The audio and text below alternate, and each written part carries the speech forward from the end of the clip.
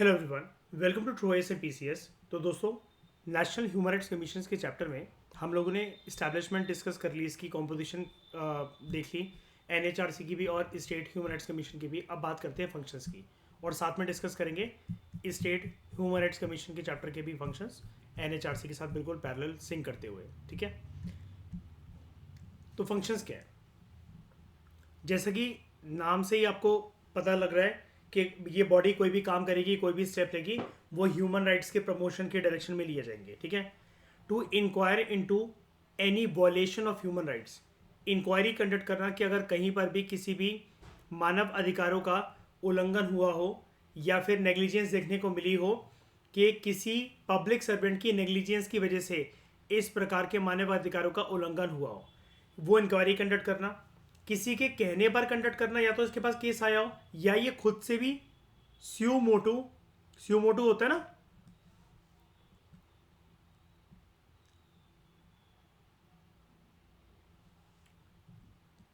स्यू मोटू का मतलब क्या होता है? On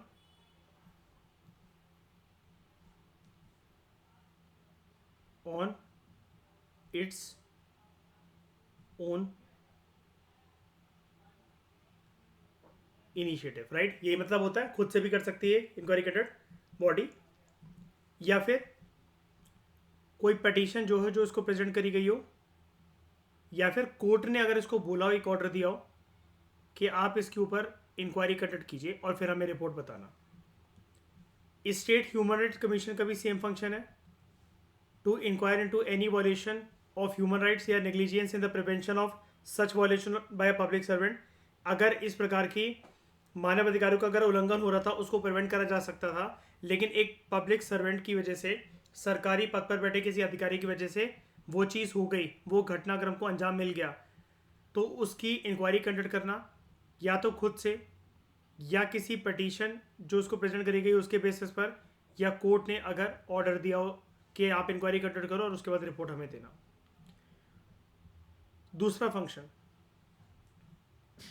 to intervene in any proceedings involving allegations of violations of human rights pending before a court.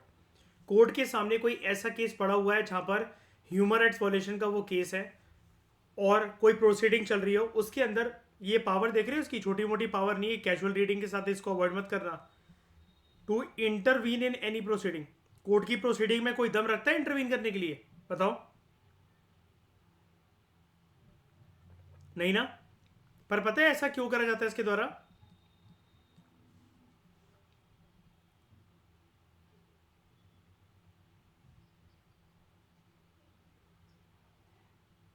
इंसाफ करवाने के लिए।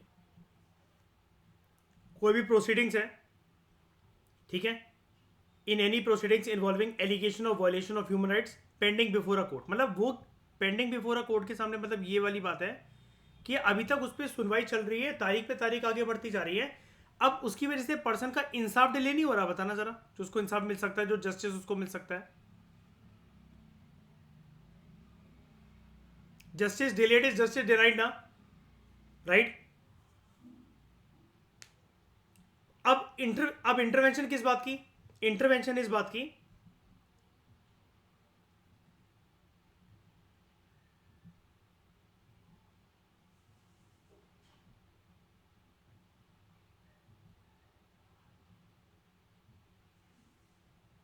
स्पेशल या न्यू फैक्ट्स को प्रेजेंट करना कोर्ट के सामने, ताकि कोर्ट की डायरेक्शन सही रहे जजमेंट देते वक्त। कभी कभार ऐसा होता है ना कि विक्टिम अपने खिलाफ, अपने लिए जो है वो नहीं दे पाता, बता नहीं पाता कि मैं क्यों बेगुनाह हूं, उसके पास इतने प्रूफ नहीं होते। किसी घटनाक्रम को अंजाम दिया गया है, लेकिन सामने वाली पार्टी ने उसको तोड़ मरोड़ कर कोर्ट के सामने पेश करने की कोशिश करी है। जो जजमेंट है कोर्ट की, वो इस प्रकार से जा रही है कि विक्टिम को ही इंसाफ नहीं मिल पा रहा। वहां पर एनएचआरसी का रोल इंपॉर्टेंट रोल प्ले कर सकता है, एनएचआरसी की इंक्वायरी के इंपॉर्टेंट रोल प्ले कर सकती है। इसके द्वारा दिए गए स्पेशल या फिर न्यू फैक्ट्स केस को एक नई दिशा और दशा दे सकते हैं। क्लियर है ये वाला पॉइंट?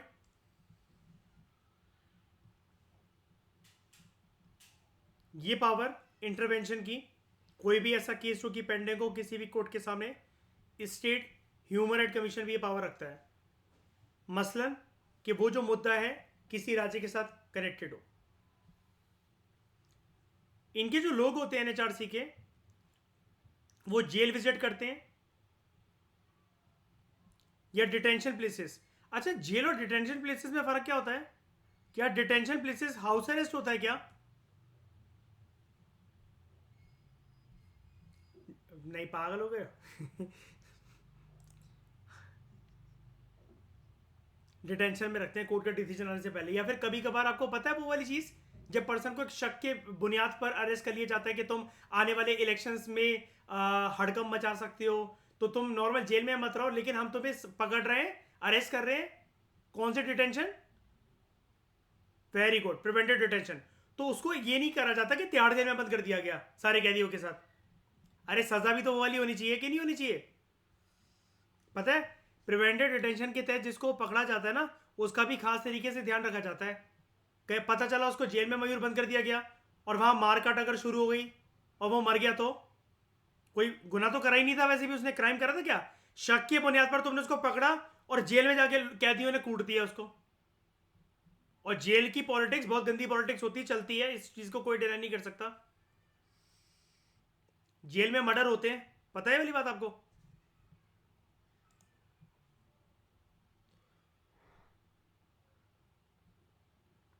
कुणाल को तो पता ही होगा। कह रहा हाँ। To visit jails and detention places to study the living conditions of inmates. कौन होते हैं इनमेट्स? कैदी। कैदी को क्या बोलते हैं इंग्लिश में? Inmates. And make recommendation thereon. इससे क्या पता लगता है? इसकी इनके जेल विजिट करने से, डिटेंशन प्लेसेस को विजिट करने से, केक मूवी का एक सी हाँ, केक मूवी का एक सीन याद है? मैंने आपको बताया भी था कभी पॉलिटी डिस्कस करते वक्त। सलमान खान कहता है ना पुलिस से उससे कि कैदियों के भी कुछ अधिकार होते हैं सर। भगत सिंह ने जेल में करवा चौथ क्यों रखा था श्रेया? खाना अच्छा नहीं, लिविंग कंडीशंस अच्छी नहीं थी, कपड़े अच्छे नहीं थे, है ना, खाने पे चूहे मकोड़े कीड़े मकोड़े जो है वो भिन भिना रहे थे। तो ये सब अपनी लिविंग कंडीशंस को अच्छा करवाने के लिए, और दूसरे कैदियों की भी। तो यहाँ पर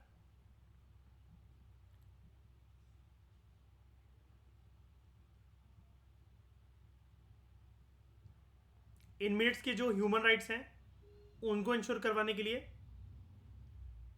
और करंट अफेयर में अक्सर एक ये टॉपिक सुना है,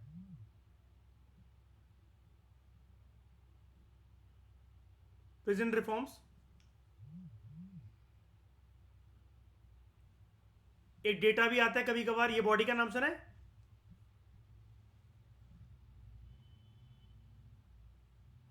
नेशनल क्राइम रिकॉर्ड ब्यूरो। यही, इसकी और इसकी रिपोर्ट मिलके ना, ये पुलिस रिफॉर्म्स नहीं, सॉरी, प्रिजन रिफॉर्म्स इसके लिए काम करती हैं।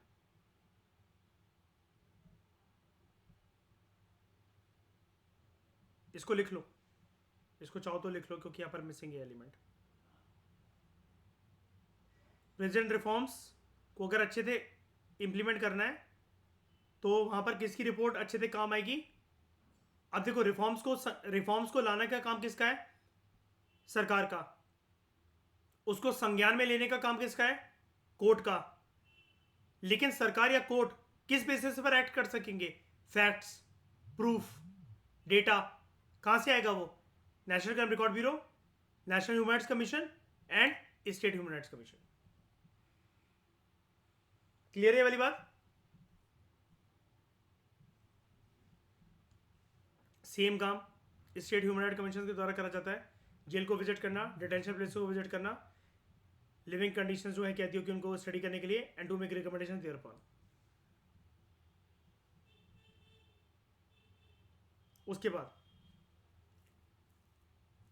कॉन्स्टिट्यूशनल और जो दूसरे लीगल सेफगार्ड्स हैं ह्यूमन राइट्स की प्रोटेक्शन के लिए, उनको रिव्यू करना।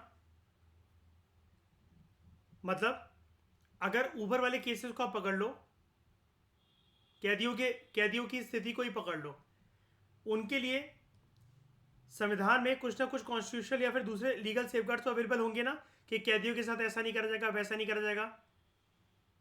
पुलिस अगर किसी को अरेस्ट कर लेती है, कितने टाइम के अंदर मजिस्ट्रेट के सामने प्रेजेंट करना पड़ता है? हरनीत ने मुझसे उस दिन एक चीज पूछी थी, उसने एक स्क्रीनशॉट भेजा था मुझे कि सर जो आपने कवर करवाया था उसके अंदर ये लिखा हुआ था इंक्लूडिंग ट्रैवलिंग टाइम, लेकिन मेरी बुक में लिखा हुआ है एक्सक्लूडिंग ट्रैवलिंग टाइम। तो बताओ क्या सही है? तो मतलब चाहे पुलिस वाले वहां से बीड़ी सिगरेट पीते रहे और टाइम लग जाए तो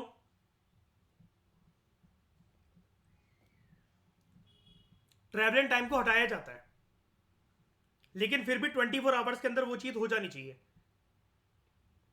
एक्सेप्शनल टू एक्सेप्शनल सर्कमस्टांसेस के अंदर 24 आवर्स की लिमिट ब्रीच होती है, लेकिन फिर आपको पता है, आपको फिर हिसाब देना पड़ेगा उस बात का। कभी कभार अब आप कहोगे ये 24 घंटे के अंदर भी था, मतलब मजिस्ट्रेट के सामने प्रेजेंट नहीं कर पा रही। कभी कभार केस इंटरस्टेट का होता है ना, याद है विकास दुबे को उज्जैन से पकड़ा गया था, वो अलग बात है कि कोर्ट के सामने पेश ही नहीं हो सकी। ऐसे ही अभी कौन थे वो मुसलमान, वो एमपी जिसका अतीक अहमद, कहीं और से पकड़ा गया था ना इन लोगों को, मजिस्ट्रेट के सामने पहुंचाने में इंटरस्टेट ट्रैवल हो रहा था कि नहीं हो रहा था? ये चीज़ है, इसलिए ठीक है, ऐसा मत सोचना कि 24 घंटे कि आपके घर के बगल में ही कोई मजिस्ट्रेट होगा, थोड़ी टाइम की बात है। पुलिस वालों से बोलो सर मैं रास्ते में जूस पी लूँ, जरा कॉफ़ी वॉफ़ी पिला दो। To review the constitution other legal safeguards for the protection of human rights and recommend measures for their effective implementation. अच्छा मुझे एक बात बताओ, आपने किसी का मर्डर कर दिया मान लो,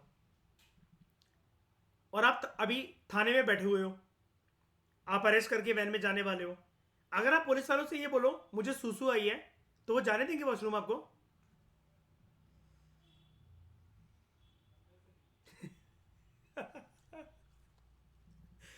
देने जाने देने जाने दिया जाता है, क्योंकि एक बात बताओ मयूर, ऐसा तो नहीं है वो पर्सन जब जेल में पहुंच जाएगा तब उसको कभी सुसु नहीं जाने दिया जाएगा। मैं ये क्यों बता रहा हूं, अभी आपको मजाक की सेंस में लग रहा होगा, श्रेया शनि कैदियों के भी ना, अगर संगीन से संगीन जुर्म कर रखा हो, वॉशरूम जाने के राइट्स होते हैं। इवन अगर वो खाना मांगे तो खाने के लिए मना नहीं करा जाता। वो अलग बात है श्रेया, पहले कुछ और खिलाया जाएगा फिर खाना खिलाया जाएगा लेकिन खाना खाने से मना नहीं करा जाएगा शनि समझ रहे हो ना क्या खिलाया जाएगा पहले? तो to review constitution other legal safeguards for the protection of human rights and recommend measures for their effective implementation. अच्छा कॉन्स्टिट्यूशनल राइट्स तो मुझे समझ में आते हैं, ये लीगल राइट्स मैं कहां से लेकर आऊंगा?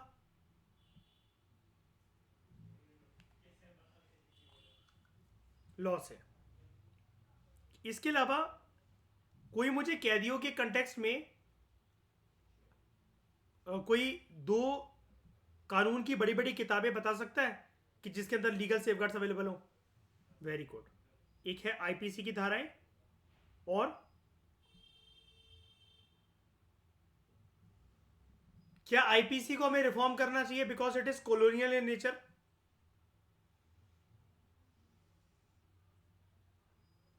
बहुत ज्यादा करना चाहिए, वो करंट सर्कमस्टांसेस के साथ मैच नहीं करता।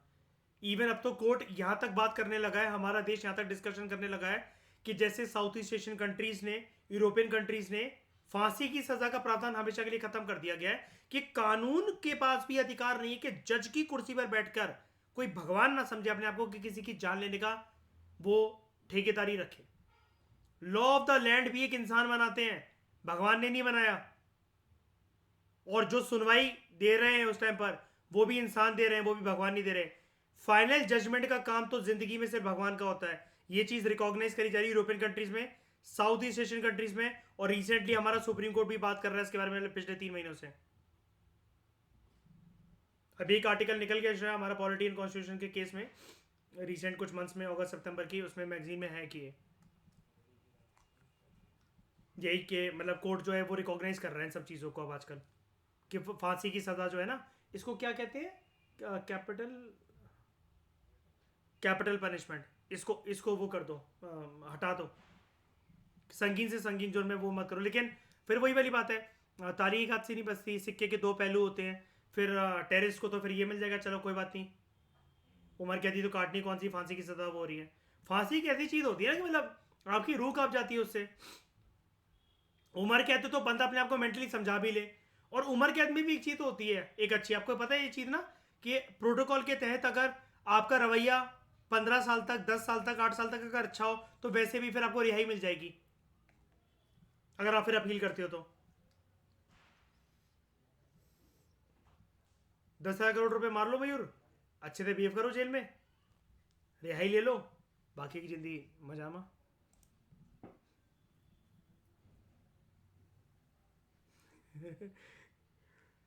To review the constitution of the legal safeguards for the protection of human rights and recommend measures for their effective implementation. Same cheese. To review the constitution of the legal safeguards for the protection of human rights और कुछ measures recommend करना कि कैसे उनकी effective implementation हो सकती है। NHRC के और फंक्शंस क्या हैं? To review the factors including acts of terrorism, जिसकी वजह से लोग जो हैं एक रीजन के, एक कंट्री के, वो मानव अधिकारों को अच्छे से एंजॉय नहीं कर पाते हैं, और रिकमेंड करना कि उसके लिए रेमेडियल मेजर्स क्या होंगे। अब मैं बताऊं यहाँ पर इसका इसका जब ये इसको रिव्यू करता है तो श्रेया शाइनी, इसका योगदान कितना इंपॉर्टेंट हो जाता है एनएचआरसी का। ये अगर कोर्ट को, सरकार को, प्रशासन को अगर ये बोल देना कि टेररिज्म की एक्ट की वजह से या फिर ह्यूमन राइट्स के वॉलेशन या राइट्स की वजह से कहीं पर जो लोग हैं अपने ह्यूमन राइट्स को एंजॉय नहीं कर पा रहे हैं, और रेमेडियल मेजर्स रिकमेंड करना। अब एनएचआरसी की रिपोर्ट सिर्फ नेशनल लेवल पे तो घूमेगी नहीं, अगर वो रिव्यू कर रहा है, श्रेया कितना टाइम निकाल के इंटेंस रिव्यू करेगा, तो रिपोर्ट वो सिर्फ ऐसा तो है नहीं कि दिल्ली तक ही सीमित रहेगी या पार्लियामेंट तक ही सीमित रहेगी, इंटरनेशनली घूमेगी। और अगेन इंडिया को जूते पड़ेंगे मीडिया में, इंटरनेशनल मीडिया में, है ना, कि तुम्हारे यहाँ तुम अपने आप के ऊपर वो कहते हो लार्जेस्ट डेमोक्रेटिक कंट्री है ना, लेकिन मानव अधिकारों का सबसे ज्यादा उल्लंघन तुम्हारी सरकार के कार्यकाल में हो रहा है। एनएचआरसी की ये रिपोर्ट किसी भी रीजन के अंदर आफ्स्पा जैसा एक्ट लगवा सकती है। अब what is AFSPA? Arm forces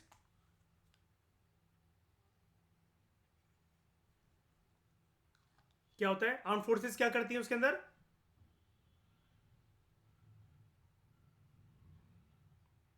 army का पूरा कंट्रोल हो जाता है एक एरिया के अंदर, वो जब चाहे कर्फ्यू लगा सकते हैं, जब चाहे कर्फ्यू हटा सकते हैं, और उनको किसी गोली मारने का किसी को हिसाब भी नहीं देना पड़ता।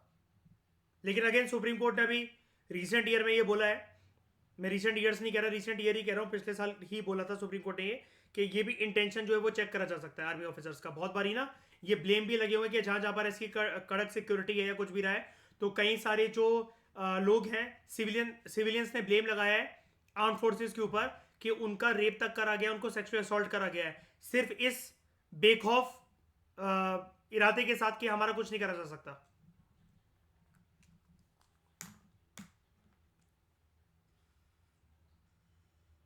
तो ह्यूमन राइट्स के वॉल्यूशन को जब रोकने के लिए जिसको तैनात करा गया है, वही ह्यूमन राइट्स वॉल्यूशन कर रहा है, और वो कानून के दायरे के अंदर कैच भी नहीं हो पा रहा। लेकिन जहां पर भी कड़क सिक्योरिटी, कड़ी बंदोबस्त की जरूरत है, वहां पर एनएचआरसी की ये जो रिव्यू फैक्टर्स हैं, जो ये रिपोर्ट होगी, काम आ सकती है कि नहीं आ सकती है?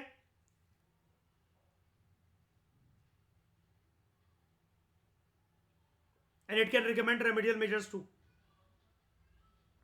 अब जब रिकमेंड कर रखा है तो आप पर लगा सकता है।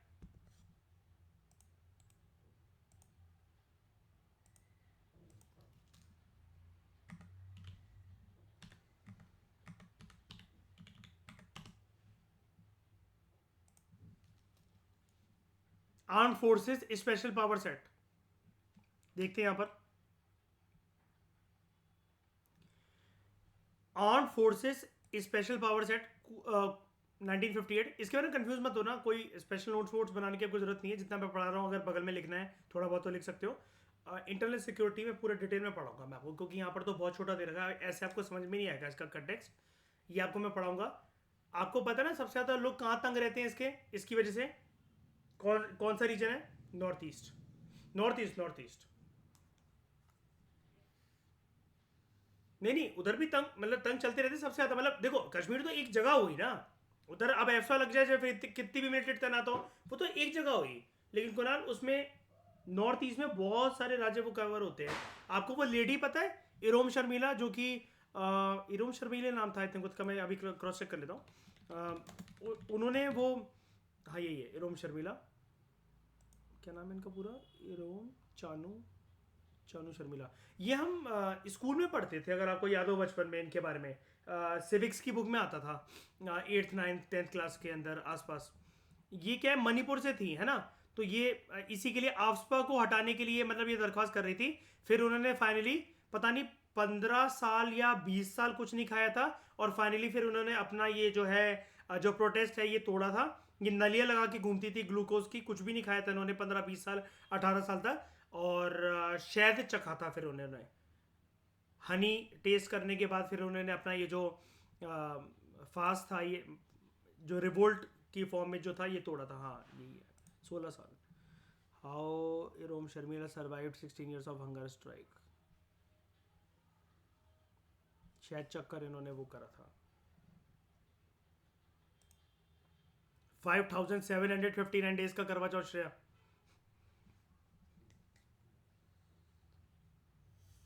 known as known as Iron Lady of Manipur।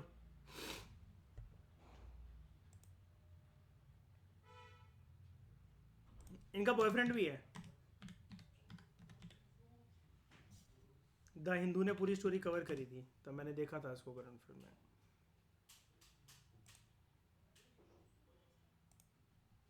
अच्छा, अब शादी हो गई।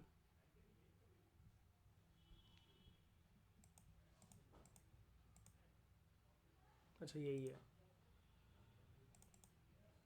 ठीक है। आप सवा के ऊपर आते हैं। द हिंदू ने बहुत ज़्यादा कवरेज करी थी इनके बारे में, 2016, नहीं 17 या 18 के आसपास। तो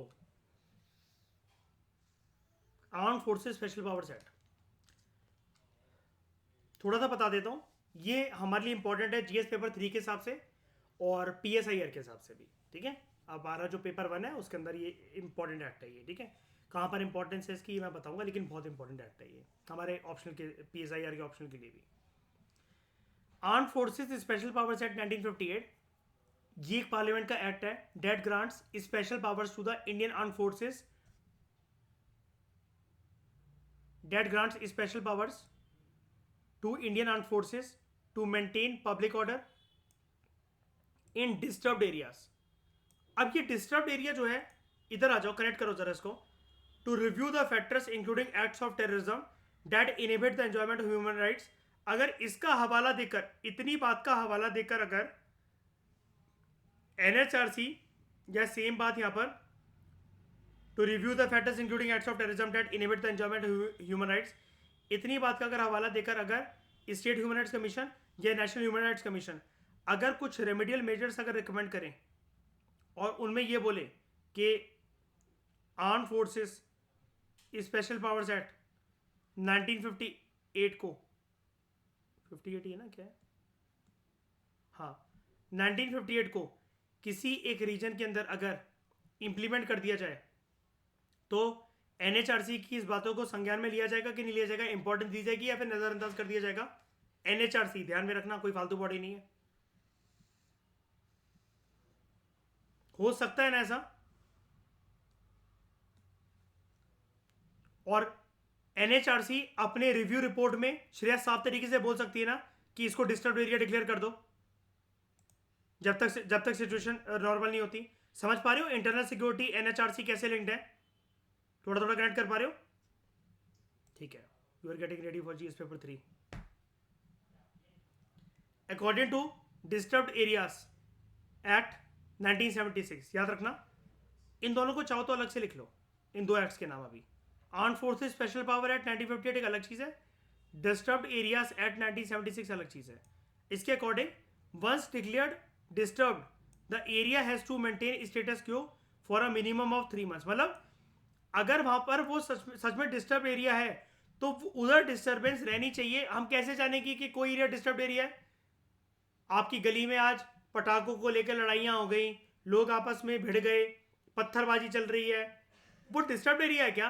वहाँ एस्पा लग जाएगा क्या? नहीं, ऐसा नहीं लगेगा। एस्पा लगने के लिए पहले डिस्टर्ब्ड एरियाज एक्ट 1978 का प्रावधान होना शाइनी बहुत ज़रूरी है, और इस एक्ट के अकॉर्डिंग वो एरिया डिस्टर्ब्ड एरिया होना चाहिए। क्या क्राइटेरिया है, क्या डेफिनेशन है डिस्टर्ब्ड एरिया की? उस एरिया के अंदर स्टेटस के मतलब सेम डिस्टर्बेंस मेंटेन रहनी चाहिए कितने मंथ के लिए? मिनिमम 3 months के लिए। पहले लगेगा डिस्टर्ब्ड एरियाज एक्ट 1976, फिर एक्शन में आएगा एप्सपा। अब आपके दिमाग में आएगा सर ये क्या बोल रहे हो आप, ये तो पहले का एक्ट है, ये बात का एक्ट है। पहले ना एप्सपा कहीं पर भी लग जाता था श्रेया, तो उसकी वजह से फिर ह्यूमन राइट्स वायलेशन तो और ज्यादा हो सकती है यार। लोगों को निकलने में असहूलियत हो रही है, वो भी तो ह्यूमन राइट्स वायलेशन का केस बन जाएगा। कश्मीर के लोग क्या कंप्लेंट करते हैं, क्या दिक्कत होती है उनकी, क्यों चिढ़ते हैं? वो इंटरनेट की सुविधा नहीं है। आज स्कूल अगर मैं जा रहा हूं, मैंने पूरे साल बैठकर अपना दिमाग रगड़ा है मैंने, अब जाकर मैं फाइनल पेपर देने जा रहा हूं तो पता चला मेरे बोर्ड्स ही नहीं हो रहे। 2 महीनों के लिए कश्मीर वैली में लॉकडाउन है क्योंकि वहां आतंकवाद का कोई सिनेरी हो गया, कोई ऐसा सरकमस्टांस हो गया। इंटरनेट की फैसिलिटी नहीं है। तैयारी आप करने उतरे यूपीएससी की और कोई फैसिलिटी नहीं है वहां पर इंटरनेट की। एक एक हफ्ते 10-10 दिन तक इंटरनेट शटडाउन के केसेस चल रहे हैं वहां पर।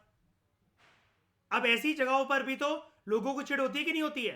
अब ये थोड़ी ना है चलो छोटा सा सरकमस्टांस अगर कहीं हुआ तो एस्पा लगा दिया जाए। तो बाद में ये क्या एक्ट आया था कि एस्पा लगने के लिए एक एरिया को डिस्टर्ब एरिया होना चाहिए, क्योंकि एस्पा लग कहां सकता है? To maintain public order in disturb areas. अब डिस्टर्ब एरिया की डेफिनेशन के लिए कोई एक्ट तो होना चाहिए ना, तो वो एक्ट है डिस्टर्ब एरियाज एक्ट 1976। ये दोनों साल हमारा शेरा पीछे ही नहीं छोड़ेंगे। 58 76 किसकी किसकी खोज है ये? ये खुल के बोलो, डर के नहीं। ठीक है, 1976। तो once declared disturb the area has to maintain status quo for a minimum of 3 months। कब इनेक्ट करा गया था उसको? 11 सितंबर 1958।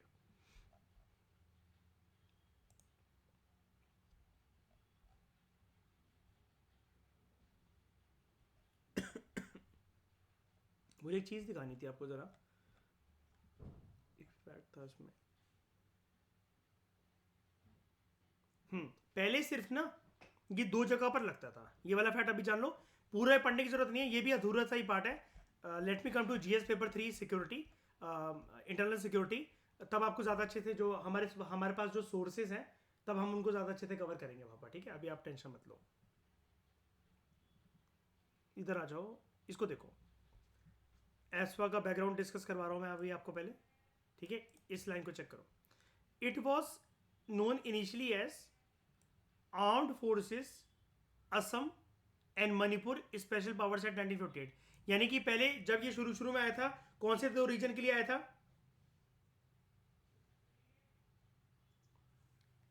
मणिपुर। ठीक है, उसके बाद अरुणाचल प्रदेश में भी, मेघालय, मिजोरम एंड नागालैंड। तो नॉर्थ ईस्ट को, अब नॉर्थ ईस्ट पूरा का पूरा प्रभावित ऐसे कि नहीं है? और इसका बेस पता है कहां लाई करता है? Quit India movement.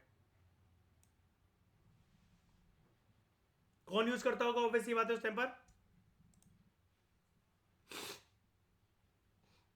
Against their, मतलब क्यों प्रोटेस्ट मतलब जो चलती थी, उनको लगता था ब्रिटिश एरा लेजिस्लेशन जो है हमारी, मतलब हमारे टाइम की जो लेजिस्लेशन है, जो लॉज हैं, इंडियन जो नेशनल लीडर्स हैं वो विरोध करते हैं, इसका प्रोटेस्ट करते हैं। तो उस वजह से हमें एस्वा लेकर आना चाहिए।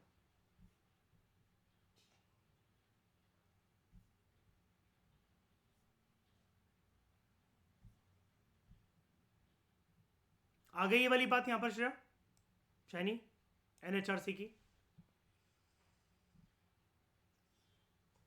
ठीक है, डोंट वरी, ये सारी एनालिसिस आप भी कर सकोगे। वो बस मैंने जीएस पेपर 3 पढ़ा हुआ है तो इसलिए मैं थोड़ा थोड़ा लिंक करने के मतलब केपेबल हूँ, इस वजह से वो आप भी कर पाओगे आराम से, जो होलिस्टिक जो एक कनेक्शन है ना। क्योंकि किसी भी सब्जेक्ट को एक स्टैटिक नेचर के साथ मत पढ़ा करो यार। मेरे को कोई शौक थोड़ी ना कि घंटों घंटों में एक एक पैराग्राफ के ऊपर बात करता रहूँ मैं तो खुद चाहता हूँ कि जल्दी जल्दी कोर्स खत्म हो भाई, मैं भी फ्री आप भी फ्री। लेकिन वो ना इंसाफ़ी हो जाएगी, क्योंकि ऐसे तो फिर हर कोई पढ़ रहा है, ऐसे हर कोई पढ़ा भी रहा है, हमें दूसरों से कुछ नहीं लेना देना। हमें लेकिन दूसरों से मार्क्स ज़्यादा लेने छीनने हैं। अब वो कैसे हो सकता है? पेपर 2 की बातों को पेपर 3 से कनेक्ट करो, इसके अंदर पेपर 4 की बातें भी ला सकते हैं। जब ऐसा कुछ हो रहा है तो यहाँ पर एथिकल एलिमेंट है कि नहीं है बताओ? यहाँ पर मिस गवर्नेंस के सिनेरियो है कि नहीं है? और याद है श्रेय, एक टॉपिक मैंने दिखाया था को प्रोबिटी इन गवर्नेंस, मतलब जीएस पेपर 2 में भी गवर्नेंस और 4 में भी गवर्नेंस, वहाँ एथिक्स के हिसाब से गवर्नेंस, इंटेग्रिटी के हिसाब से गवर्नेंस। और पेपर 4 में शाइनी फिर आप जानते ही हो, सॉरी पेपर 1 में फिर शाइनी आप जानते ही हो कि सोसाइटी के पर्सपेक्टिव से तो फिर बहुत बड़े रेपरकशन है इसके ऊपर। वेमेन एम्पावरमेंट को हार्म करता है फिर ये कभी कभार, है ना? कैसे? एक बस एक पॉइंट देख लो इसका, यहाँ पर आ जाओ, ये देखो अभी बता रहा था ना मैं शेरा, ह्यूमन राइट्स वायलेशन के केसेस। अब अगर एक बार बताओ, it also grant soldiers executive powers to enter premises, search and arrest without a warrant. यानी कि फिर ये महिलाओं के साथ भी कुछ भी कर सकते हैं यहाँ पर। यानी कि मुझे एक बात बताना, बोल्ड स्टैंड लेने की कोशिश तो करो। सोल्जर है तो क्या मतलब वो बदतमीजी नहीं कर सकता औरत के साथ? कोई पर्सन ब्रिगेडियर आर्मी का कर्नल है तो वो बहुत अच्छा है।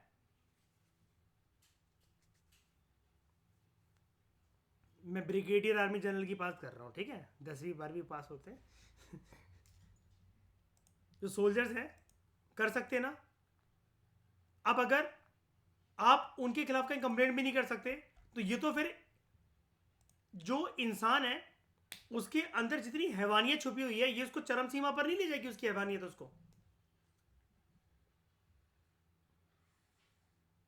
हर किसी ने दो नकाब पहन रखे होते हैं। कभी भी जो फ्रीडम के ऊपर एक्सेप्शन है ना वो हटा दो एक बारी, और फुट देखो इंसान का मेन चेहरा कि वो उन सरकमस्टांसिस में कैसे बिहेव करता है। जो वैसा का वैसा ही रहा तो वो जेन्युइन पर्सन है। और जिसका नेचर रवैया हल्का सा पैसों की खनक से, थोड़ी सी सक्सेस से, थोड़ी सी तारीफ से अगर बदल गया तो वो इंसान बिन पहनने का लूटा होता है। फिर उसको किसी भी सिचुएशन में बहकाना, फुसलाना या तबाह करना बहुत आसान भी हो जाता है फिर। और ये मैं कुछ अपने मन से तो कह नहीं रहा हूँ, ये तो चाणक्य ने भी कहा अर्थशास्त्र में, नहीं? तभी तो वो इन्वेंट करता था कि जिसको आप हरा नहीं सकते जिन शत्रुओं को, महिलाएं आगे कर दो, विश्वकन्या।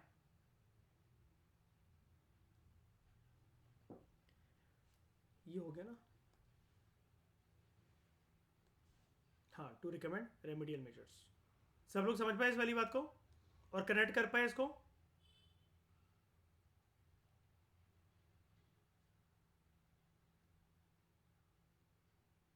एफ्सपा के साथ, एफ्सपा के अलावा एक दूसरा एक्ट कौन सा पढ़ा हमने 1976 का?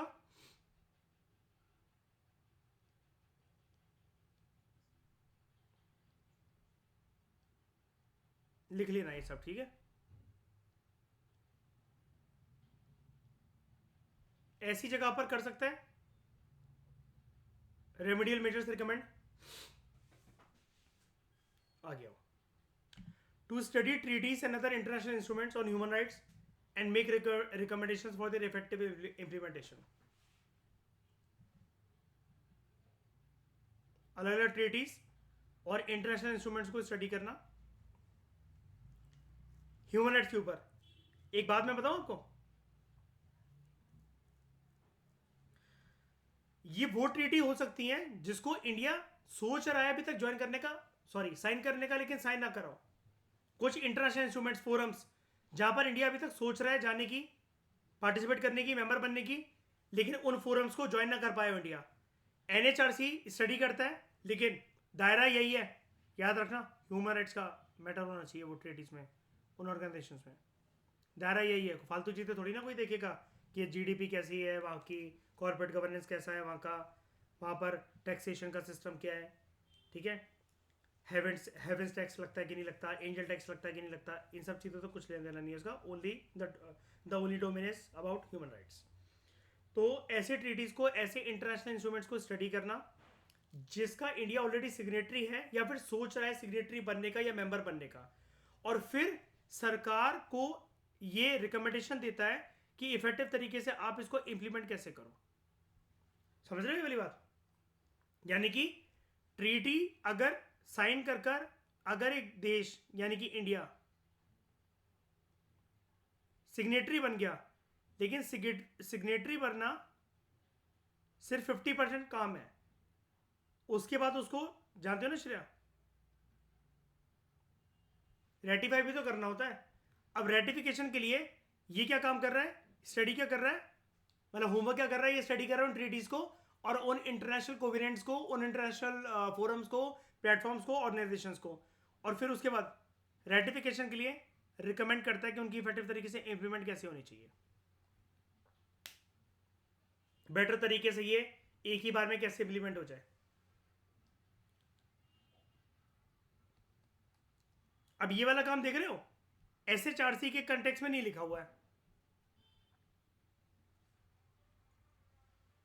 नेशनल लेवल की बॉडी कर तो रही है, ट्रीटी स्टेट लेवल से होकर ये राज्यों की संस्थाएं बताएंगी। ये NHRC अगर रिकमेंड कर रहा है तो वो अलग से क्यों रिकमेंड करेगी बताओ?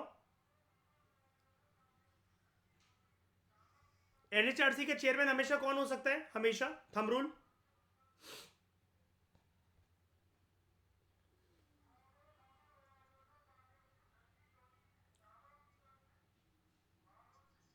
चीफ जस्टिस ऑफ इंडिया या फिर जज हो सुप्रीम कोर्ट का, सुप्रीम कोर्ट का, ठीक है। तो ये बॉडी में ऑटोमेटिकली इतनी दम है कि ये ट्रीटीज और दूसरे international covenants, treaties, organisations, institutions, platforms, forums, इनको स्टडी कर सके, राइट। तो उसके लिए SHRC की क्या जरूरत है? उसके बाद to undertake and promote research in the field of human rights.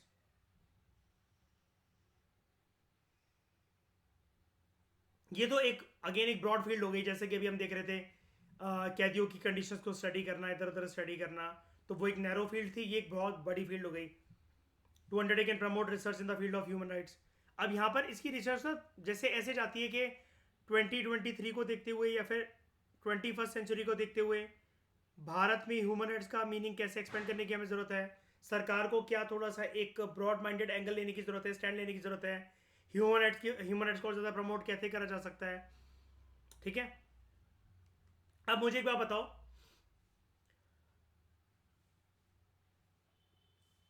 अपने मनपसंद के इंसान से शादी करना क्या एक ह्यूमन राइट है?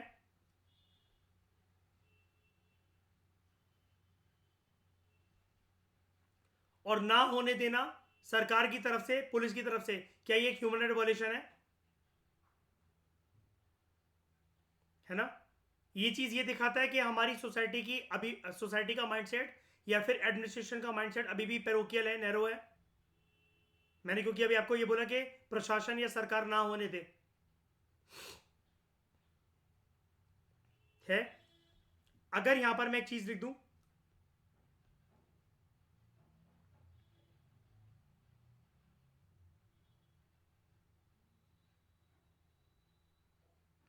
सेम सेक्स मैरिज होने देना या ना होने देना, ये ह्यूमन राइट्स को बढ़ावा देना या उसकी धज्जियां उड़ाना, इसका काम कर सकती है।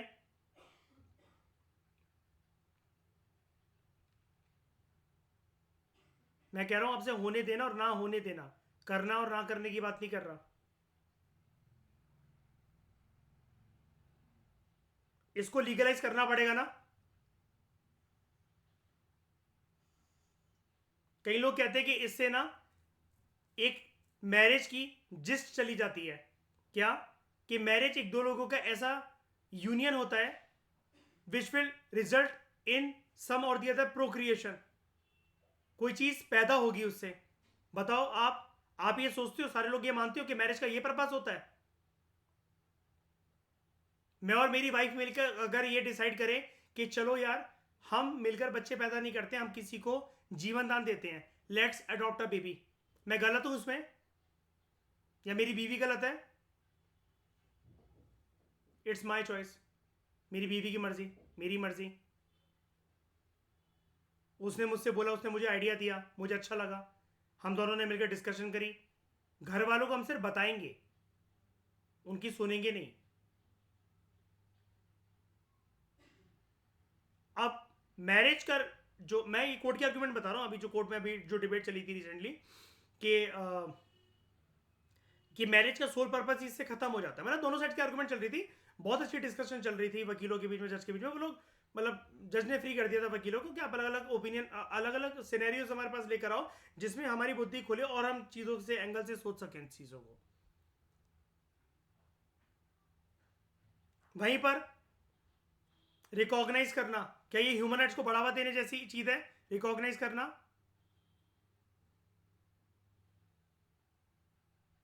ट्रांसजेंडर को एज थर्ड जेंडर, है ना? अब ह्यूमन राइट्स की फील्ड में बढ़ावा देने के लिए ना, याद रखना, एक चीज बताने जा रहा हूं मैं आपको, बहुत इंपॉर्टेंट।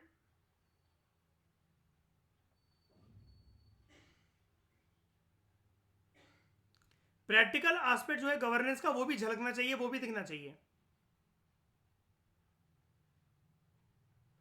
ह्यूमन राइट्स की मीनिंग को, उसके एम्बेड को स्ट्रॉन्ग करने के लिए, उसको बढ़ावा देने के लिए मैं क्या बोल रहा हूं आपसे कि प्रैक्टिकल एस्पेक्ट जो गवर्नेंस का, वो भी झलकना चाहिए, उसको भी बढ़ावा मिलना चाहिए। मैं अक्सर आपसे बात करता रहता हूं ना थर्ड वॉशरूम की।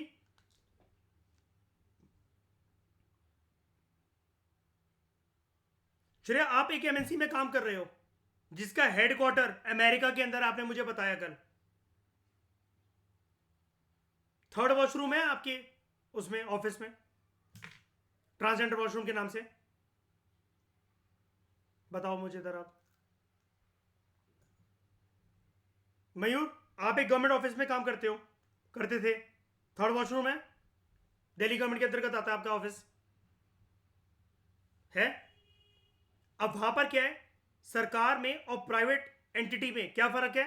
गवर्नेंस के प्रैक्टिकल एस्पेक्ट्स को लेकर। लेकिन हर जगह ना होना, इसमें भी तो सरकार का फेलियर है। उधर वहां पर लिखा हुआ है कि ये ट्रांसजेंडर्स का वॉशरूम है। अब मैटर ये करता है ना कि हो ट्रांसजेंडर कोई काम करने वाले से ना हो, बनाना रिस्पॉन्सिबिलिटी है, राइट? कोई था ऑफिस में ट्रांसजेंडर, कोई था ऑफिस में काम कर चुका है, कोई है? अब इसका मतलब ये तो नहीं ना कि ये रूम खाली पड़ा हुआ है, चलो यहाँ लूडो लगाते हैं, तोड़ दो इन दीवारों को।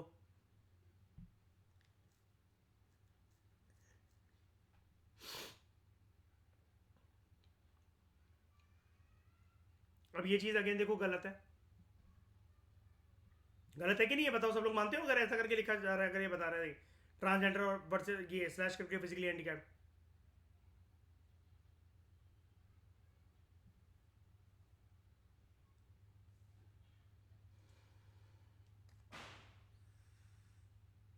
साथ साथ, है ना? मैंने क्या बोला था, मुझे पता था ना, एक जगह से आंसर यस आएगा, एक जगह से नो आएगा। मैंने क्या बोला? Practical aspect of governance. ये गवर्नेंस नहीं है ना। मयूर के ऑफिस में गवर्नेंस का एंगल है, श्रेया के ऑफिस में गवर्नेंस का एंगल नहीं है विद रिस्पेक्ट टू ट्रांसजेंडर। लेकिन मयूर के ऑफिस के अंदर प्रैक्टिकल एस्पेक्ट गवर्नेंस का है, लेकिन क्या मिसिंग है Shreya?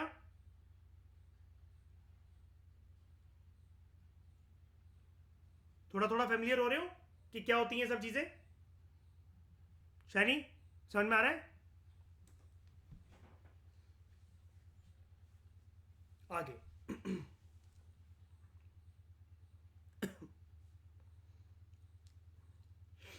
To undertake the to undertake and promote research in the field of human rights, ये मैंने आपको बता दिया, सेम एनएचआरसी की तरह। To spread human rights literacy among the people and promote awareness of the safeguards available for the protection of these rights. ये वाला काम एनएचआरसी बोल सकता है, एनएचआरसी खुद कर सकता है थ्रू एडवर्टीजमेंट्स,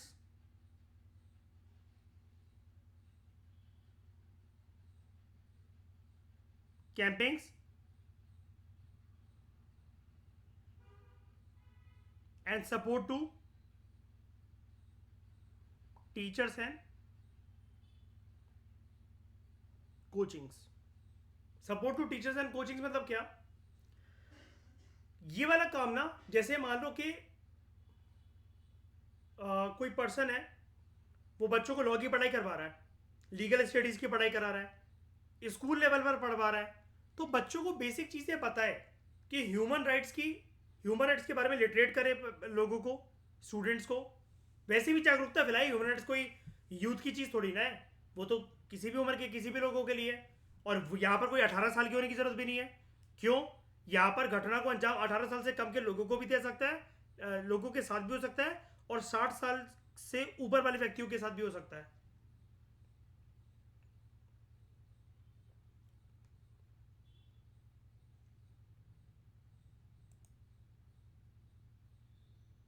मार पीट के अगर पुलिस आपसे कुछ लिखवा ले, तो क्या वो एडमिसिबल होता है कोर्ट के अंदर?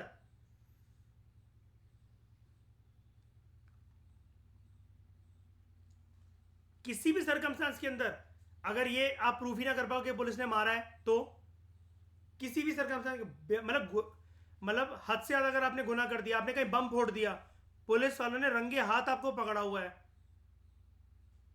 धुलाई नहीं भी करी, लेकिन आपने खुद एडमिट कर लिया इस चीज को, कोर्ट में वो एडमिसिबल है। अब वो एडमिसिबल है, पहले आपको बोलना पड़ेगा। हाँ, दूसरे केस में एडमिसिबल है। आप बोलो तो कोर्ट में, तो कोर्ट में आपको क्या बोलना पड़ता है?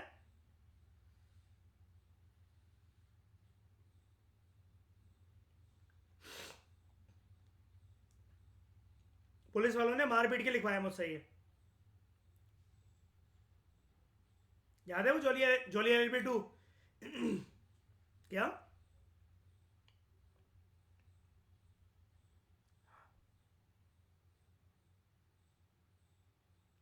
हाँ, मैं वही कह रहा हूँ कि अगर ये बोल दिया कि झूठ बोले ना कर, तब भी नहीं होगा।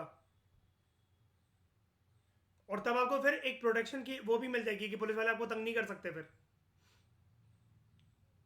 मार से बचने के लिए चुपचाप आप पुलिस के सामने एडमिट कर जाओ। आप जो बोलोगे सर मैं लिख दूंगा। लेकिन ये चीज हमने पढ़ी थी श्रेया करंट अफेयर में, अगर हल्की सी याद हो तो, नेशनल इन्वेस्टिगेशन एजेंसी के सामने ये चीज वो नहीं होती है। ये उसकी बहुत बड़ी कमी है। एनआईए के सामने पता है मयूर, एनआईए कुछ भी लिखवा ले आपसे, you cannot refuse this in court.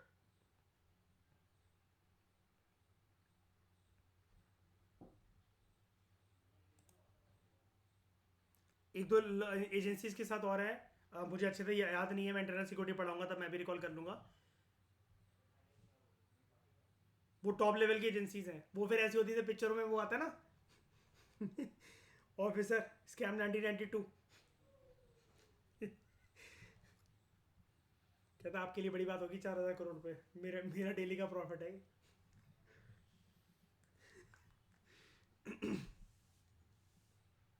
क्या किस किस को पकड़ोगे, प्रधानमंत्री को भी?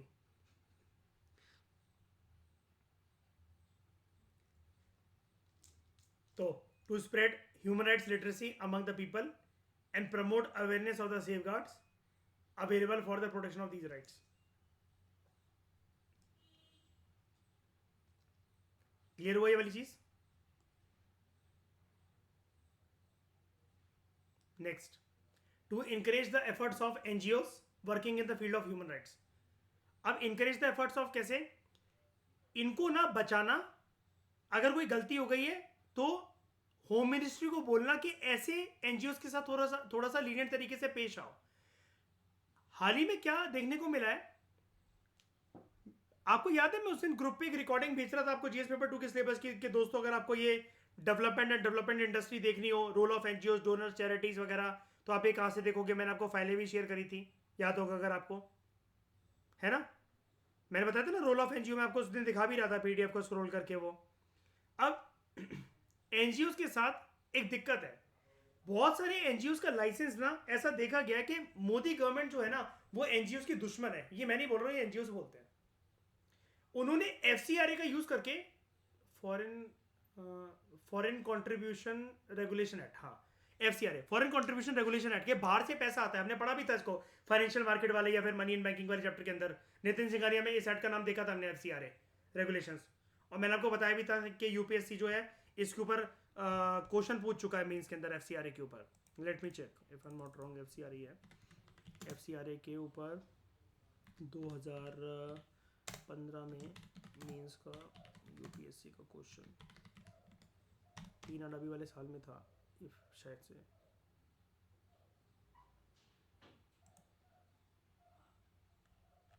पेपर 2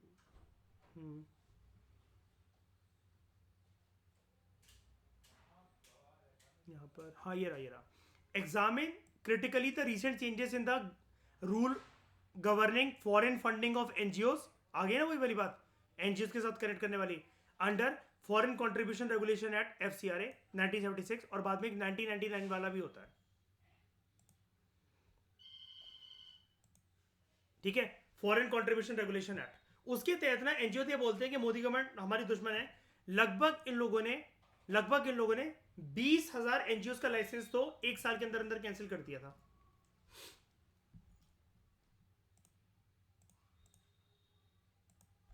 वो भी, हाँ, वो मनी लॉन्ड्रिंग वाला, prevention of money laundering act. ये देखो मैं आपको, कि बाहर से फंडिंग आ रही है तो वो गलत कामों के लिए यूज हो रही है, क्या पता किस चीज़ के लिए, किसी को प्रोक्योर करने के लिए यूज हो रही है, कुछ साजिश है या फिर उसके लिए वो यूज हो रही है. ये देखो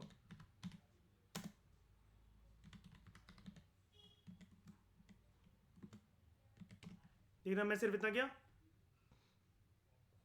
ये देखो according to home ministry dashboard as on 3 July 2023, इसी साल की बात है, at least 20,693 NGOs have the licence cancelled while 16,257 NGOs are active. ठीक ना, मैं इस पे गया न्यूज़ पे. इसका ट्रस्ट का एफसीआरए लाइसेंस कैंसिल्ड, इसका कैंसिल, एफसीआरए कैंसिल्ड. पिछले साल की बात है, दिसंबर की. 6,677 एनजीओ का लाइसेंस कैंसिल हुआ पिछले 5 साल में. Ministry of home affairs suspend FCRA licence of CARE India. ये 15 मार्च 2023 की बात है. 1,827 NGO licence cancel in 5 years. किसी को भी देख लो आप, ये भरे पड़े हैं. अगर मैं यहाँ जाऊँगा ना इसका, ठीक ना, 2014 में सरकार बनी थी, 15. Since 2014, 20,000 NGOs lost FCRA license. ठीक है, तो to encourage the efforts of NGOs working in the field of human rights, ऐसे एनजीओस के लाइसेंस को सेफगार्ड करना. ठीक है,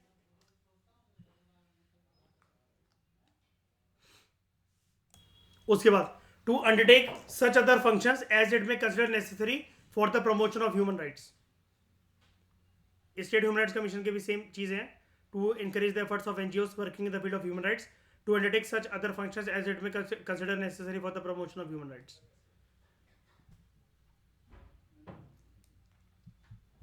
तो इस डिस्कशन में दोस्तों फिलहाल इतना ही.